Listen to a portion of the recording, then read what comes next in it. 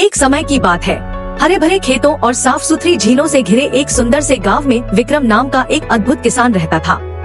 विक्रम दूर दूर तक मशहूर था, सिर्फ अपनी मजबूत मांसपेशियों और चमकती काली दाढ़ी के लिए नहीं, बल्कि अपने खास पहनावे के लिए भी। एक सफेद आधी बाह की बनियान और एक चमचमाती सफेद पगड़ी, जिसे वह बड़े गर्व से पहनता था।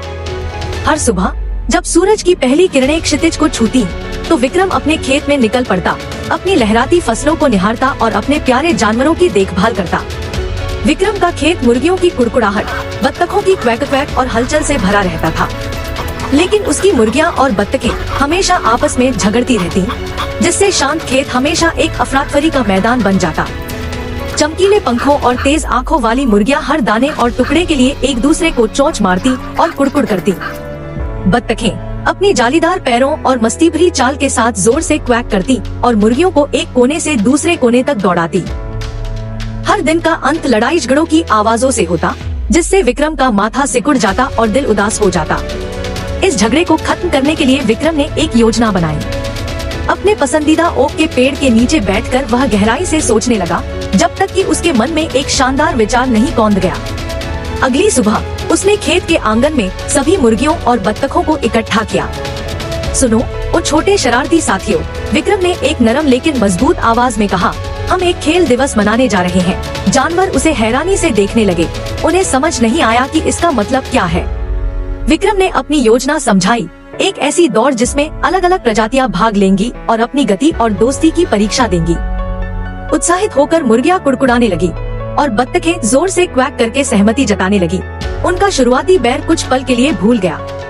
जैसे जैसे दौड़ का दिन पास आया, विक्रम ने खेतों में एक जबरदस्त बाधा दौड़ का रास्ता बनाया, जिसमें मोड़, फिसलन भरी स्लाइडें और एक छोटा तालाब शामिल था। दोनों पक्ष के प्रतिभागी लगन से अभ्यास करने लगे, नई जमीनों को समझना और अपनी फुर्ती बढ़ाना सीखने लगे। खेत उत्साह से भर गया। आखिरकार वह दिन आ ही गया। विक्रम ने स्टार्टिंग लाइन पर खड़े होकर अपनी सीटी होठों तक ले आई। तैयार हो जाओ, ध्यान दो, चलो, उसने चिल्लाया और मुर्गियां और बत्तखें दौड़ पड़ी।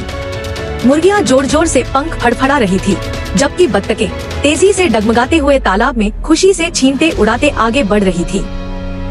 जैसे जैसे वे दौड़ पूरी कर रहे थे, कुछ शानदार हुआ। मुर्गियों ने देखा कि बत्तखें कितनी अच्छी तैराक हैं, तो उन्होंने उनके लिए तालियां बजाना शुरू कर दिया। वहीं बत्तखों ने मुर्गियों की फुर्ती और चुस्ती की सराहना की। धीरे धीरे उनकी दुश्मनी खत्म हो गई और उनके बीच एक अनोखा अपनापन और एकता का भाव पनपने लगा। दौड़ के अंत में कोई साफ विजेता या हारने वाला नहीं था, बल्कि सिर्फ गर्व से भरे हुए प्रतिभागी थे, जो खुशी से झूम उठे। विक्रम ने देखा कि मुर्गियां एक दूसरे को बधाई दे रही थी और बत्तखें खुशी से क्वैक कर रही थी। उनकी पुरानी शिकायतें भूल चुकी थी। उस दिन के बाद खेत कभी वैसा नहीं रहा। पहले झगड़ने वाली मुर्गियां और बत्तखें अब टीम वर्क और दोस्ती की अहमियत समझ चुकी थी। अब वे सब मिलजुल कर खेत का काम करती, जिससे विक्रम के प्यारे घर में